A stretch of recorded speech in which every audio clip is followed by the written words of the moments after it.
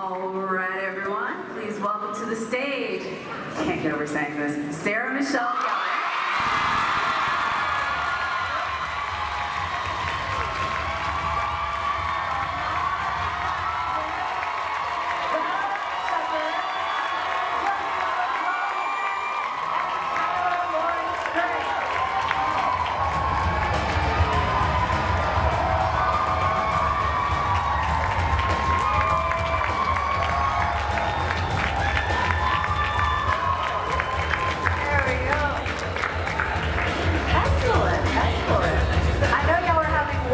Fun back there, I can tell.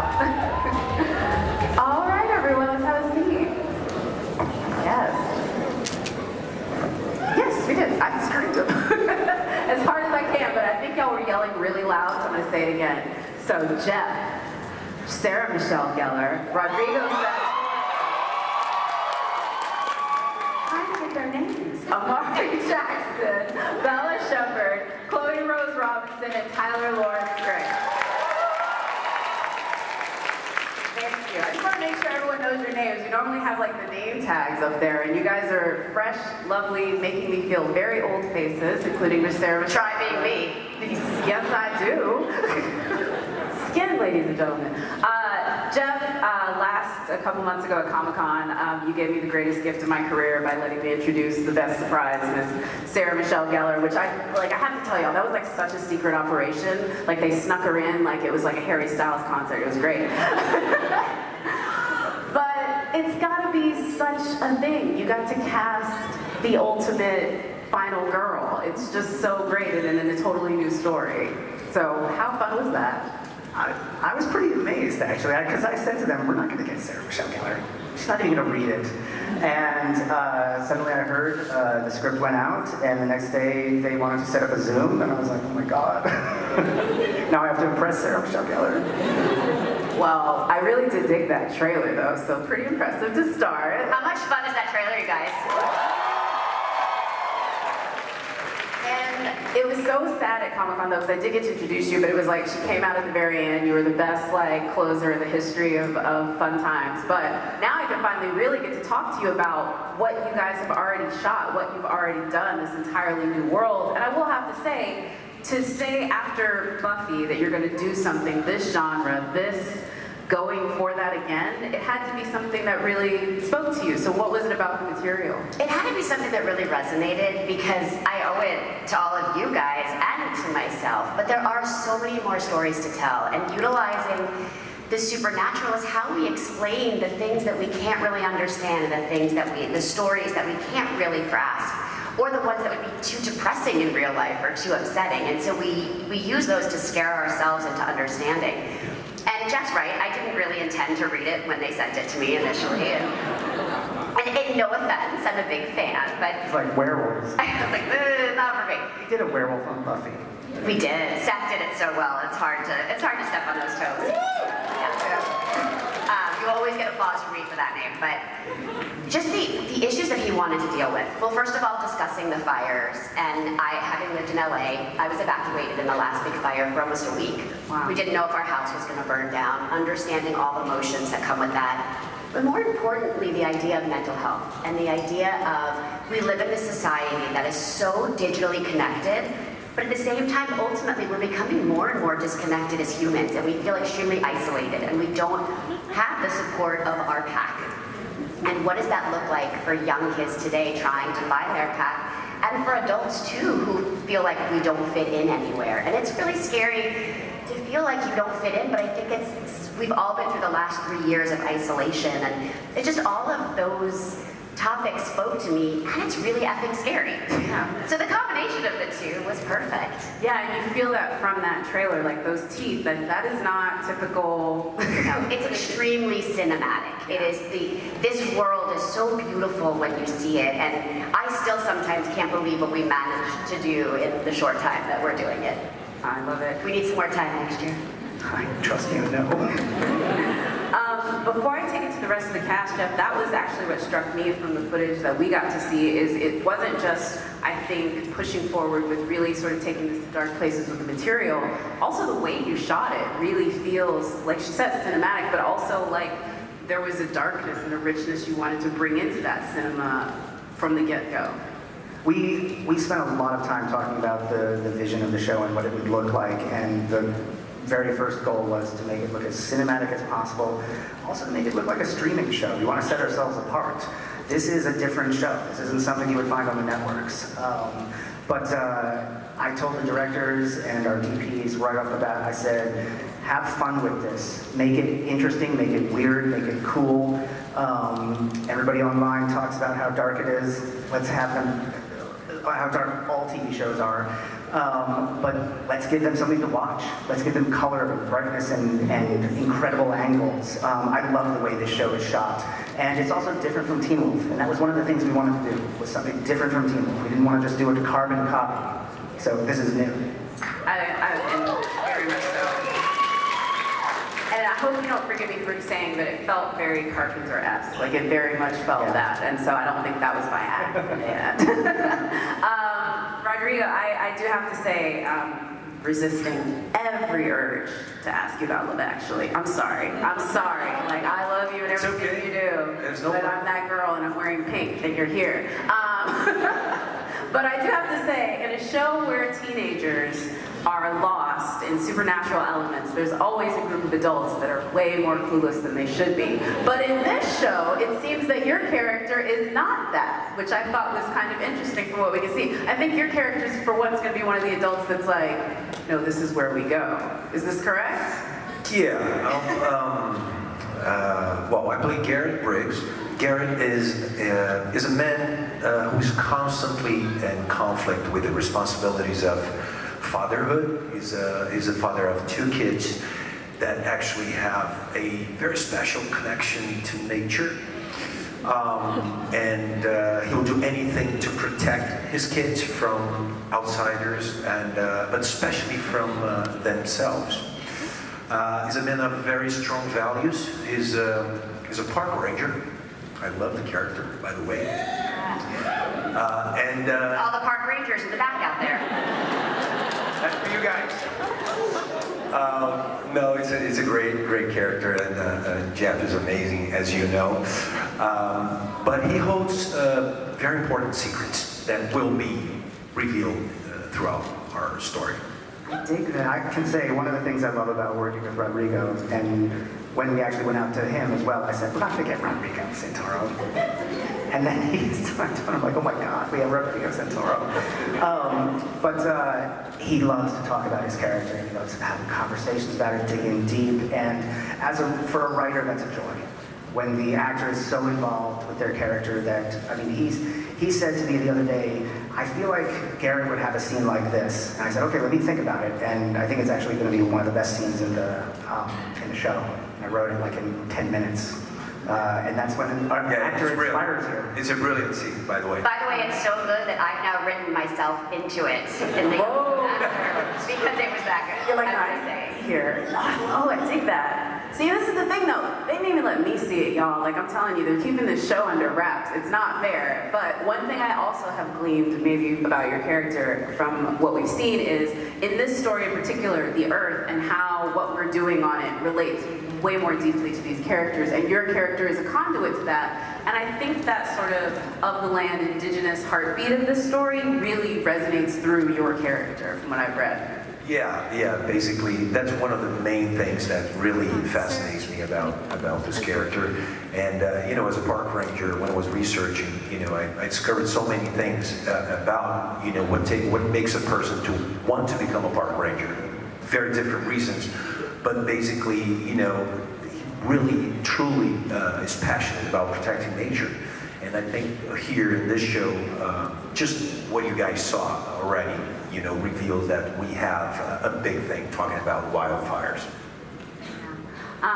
Thank you for that. I will also say too, I guess it's the foursome. I don't want to say it because I don't even... Basically. They haven't told me enough to know that, but they've like hinted, like the Paramount people like whisper, they're like, yeah, they're the main kids. I'm like, well, can you tell me some more? And they say no. But Armani, your character, just from the opening scenes, we can see like where your relationships are, and then more importantly, the peril that all four of you are in from the get-go. So if you don't mind, go ahead and sort of preview exactly where your character is and why he's in that situation to be in hospital bed in those opening moments, maybe.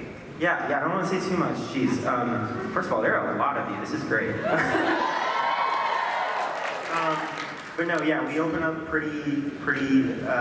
we open up on Everett in a very difficult part of his life.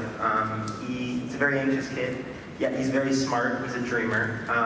And after being bitten by a supernatural creature in the middle of a wildfire, as if things couldn't get worse for this kid, he starts to realize that maybe this is actually something that he can focus on, and maybe this is actually how he finds his true path, his true family. Ooh, I like that a lot. You're not the only one, sporting bites in the first one, but we're going to come back there. Actually, Chloe, though, I want to talk to you a little bit, because I always feel whenever we have these groups, there's the one that may be clued in first.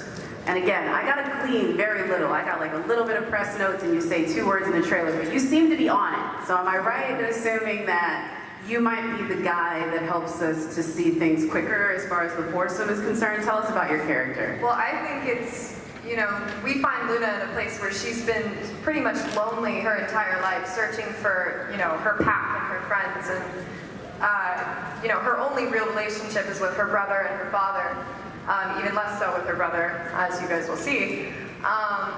But yeah, Luna knows what's up, she knows what's happening, and she wants this pack to work. She really wants this family. And I think that's really cool, because Sarah said before, it's definitely a representation of how we're all searching for our pack and our people, especially in today's world with technology and such. Yeah. So, yeah. Yeah, you're a fan. Yes. Very true.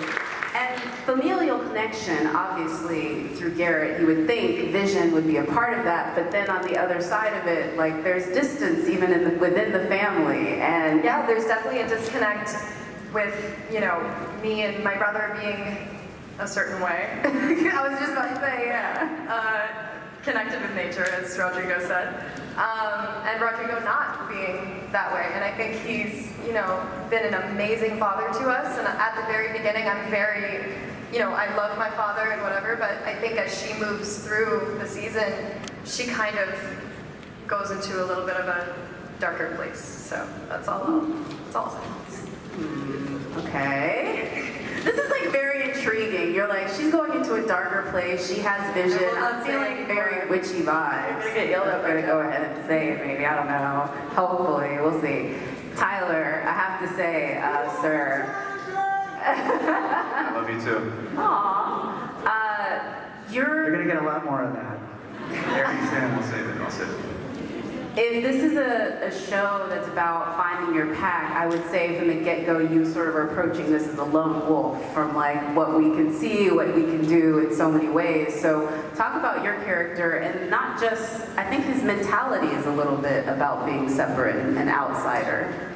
Yeah, definitely. I think that this sense of like dysfunctionality that we get through this family dynamic is because even though he tries to put on this front of like, he has this swagger, he seems like he's always having a good time, deep down, he's not really a happy kid. There's a big part of him missing, and you guys are going to find out what that is in the show, but he continues to just search for it, and, towards the beginning, I don't want to say anything much, yes, but he tends to keep pushing that down and distracts himself, and, when all of this stuff sort of happens, he's definitely the last to really kind of agree and be on board with everyone else.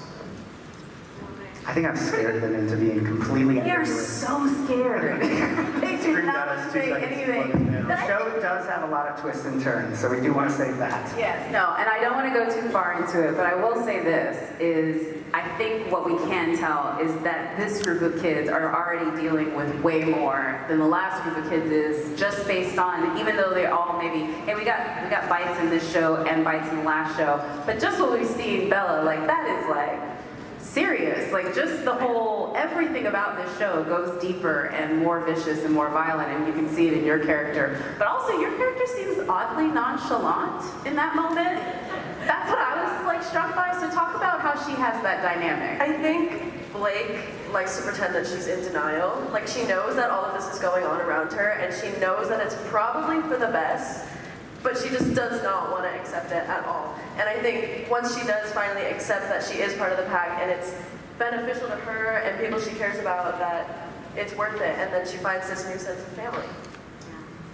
For these new assumed-to-be pack members, I like it was with the first show, and Jess talked a lot about this, he cast it to make it easy for these folks to build this dynamic, but the proof of it has to be what you guys get to see on set, so I'll just ask, how did you guys fall into that? Bella, I'll start with you. Well, I knew Armani for a really long time before we started filming, and after the four of us found out we were cast, we got together for a dinner, and then we all flew out to Atlanta to film, and we spent like a month hanging out like every single day. And Before we started filming. Yeah, before filming even started, and we just bonded, and we all fell in love with each other, and now we're family. That can be a bad thing sometimes. Like, Yeah. I remember on Teen Wolf, I told Tyler Posey and Dylan O'Brien, you guys should probably start hanging out together because you're supposed to look like best friends. And they were like, we've already been hanging out together. So the moment they met, they were best friends. And these kids, the moment they meet in the show, they're all at odds with each other. So it's a little different. Yeah. So remember, you still hate each other. Oh, that's like the worst. Well, you can't make them fight. So it didn't sound like you guys were doing that. Anyway, Amani, like, so what was it that you guys sort of bonded over while you were there? Like, was it COVID, right? Because you guys were probably in like COVID. Yeah, we were definitely still in COVID, but it was really just swimming and eating way too much food. That's really all we Tacos. It was hot. When we first got out to Atlanta, it was like in the hundreds, very humid. So we just sat at the pool all day, and we were like, all right, let's take this in. So we know we're about to be filming like 15 hours a day. Let's get it out of the way now so that we can just grind out the show. Oh my gosh, yeah, Atlanta heat is oppressive, so I don't blame you for that one at all. Chloe, I will say on set, you guys obviously are at odds. Jeff, it seems, has already previewed the fact that that was something that bled over onto scenes when y'all are supposed to be fighting, so I'm guessing there's stories of y'all laughing when you're supposed to be fighting. Is this correct? I think we're pretty good about, staying focused, but we all enjoy what we do so much that it's actually it's such a dream that we get to be a family and this close and also do what we love. This is my first leading role in anything. This is my first series, same for him, and I just think I think the fact that we're so close has just made the show all the more special, and I think it'll be a lot more special for you guys that way, because you'll get to connect with us just like how we connect with each other. The team will very welcome you. Yeah! That means a lot. It means a lot. Tyler, before we bring it back, because I definitely want to talk to you, Sarah, about just the dynamic of being on this and basically kind of seeing a flashback to part of your previous TV history. I definitely want to come to you next on that, because I'm sure it was interesting to see. But Tyler, for you, I know we've got a lot to look forward to this season, and I think all of you have stuff that I think we can't talk about, but if you wanted to maybe preview what folks can sort of look ahead to say what the vibe of the show is and what they're going to be surprised about, can you maybe talk about that? And then I want to talk to you, Armani, about maybe what they should be like not surprised about that we can already talk about. Go ahead, Tyler. Definitely. Well, the show it's dark and it's violent and there's a lot of romance as well. And you guys are just gonna kind of be able to see everything, like personally, Harlan is gay, and there's straight characters, there's everything. A little bit of everything. And I think it's really gonna show everyone that that's only a part of someone, and really the broader scheme is that deep down everyone is really just human and wants to just be happy, and you're gonna see everyone kind of gearing towards their own desires and trying to find their happiness. I sent Tyler a text a while back, and because I was really happy with the performances, and I'd like to give them a little shout out sometimes. But I said, look, other shows, like Will and Grace showed that gay people can be a great best friend. Harlan is not a best friend. He's front and center, and his character is going to be just as sexualized as the other characters. Are you ready for it? He said, yeah, absolutely. Anything you want me to do. So it's been nice because these kids are up for anything. Season 2, probably not. Wow. Well, that's a preview for your life right there. Okay, I'm very excited to see this one. Armani, we see from the trailer you get to have, like, again, introducing her was already a thing. Having scenes with her has to be incredible, but what did it feel like stepping into your first scene and moment with Sarah Michelle Gellar? I was honestly a little nervous, to be totally honest. We shot a scene in my character's house at the time, the first time that we filmed together, and I was like, wow, I'm really here. I think a lot of the times it's weird how quick things can happen. You know, I would sit at home just worrying about the auditions that I go out for and the ones that I've lost, and it all happened very quick, and I'm just sitting there in a room, a huge production set, filming with someone as big as her, and it was surreal, honestly, but I'm like, this is obviously what I'm meant to do, so let's just kick it off, I guess.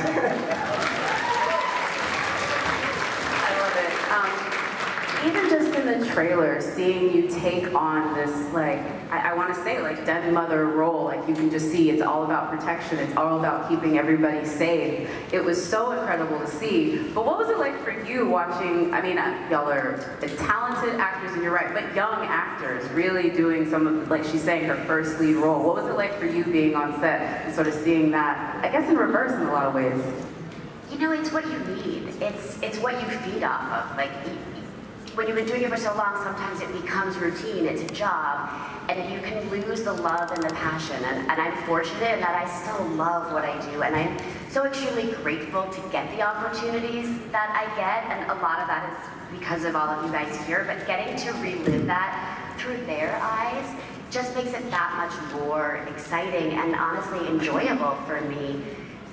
Even today being here, like watching them see the floor at Comic-Con and seeing all the excitement, like it gets me excited in a way that you could lose over time. So I'm like I said, extremely grateful for all 4 of them, and then specifically for this gentleman right here, who by the way, the same thing you said earlier, sometimes I look like, I can't believe I get to work with him. I'm sorry, like, I do it too. I have to say as well, one of the great things is Sarah is also a really good producer. She'll be on set and she'll work over and say, you know, we could save 2 hours just by doing this, this, and this. And I'm like, she's right. Do it. This is a woman with 40 years of experience in the industry. Did you have to put a number on that? Really? We're gonna talk about this. It was so good, you guys. You